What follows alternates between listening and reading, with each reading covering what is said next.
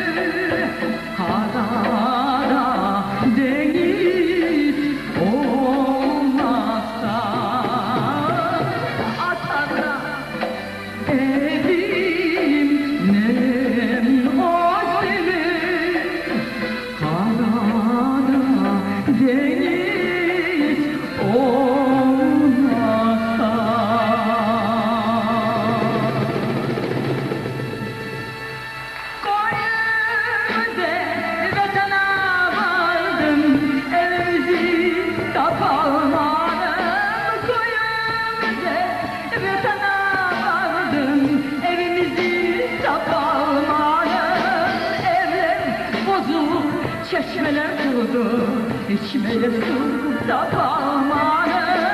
Evler bozuk, çeşmeler kurudu, içmeye su da kalmadı. Derdim dersin yıldırım vurdu, bağ bahçeler kurudu. Derdim dersin yıldırım vurdu, bağ bahçeler kurudu.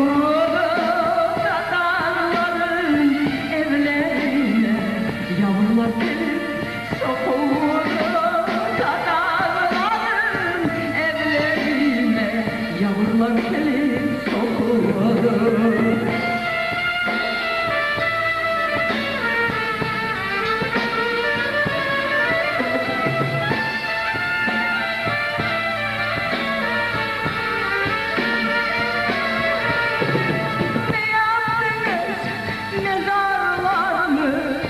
bozuk yollar kurdunuz. Ne yaptınız mezarlar mı? Bozuk yollar kurdunuz. Sakarların yüreğine kanlı da bıçak vurdunuz. Sakarların yüreğine kanlı da bıçak vurdunuz. Doyamadım, içamadım Bahçesaray'ın suundan. Doyamadım, içamadım Bahçesaray'ın suundan. Yavruların bulamadım baba dede toprağından. Yavruların bulamadım baba dede toprağından.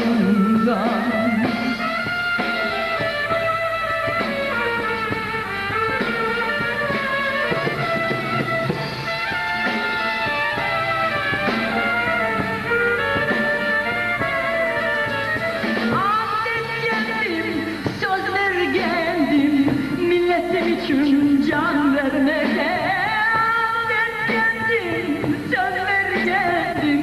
Milletim için can vermeye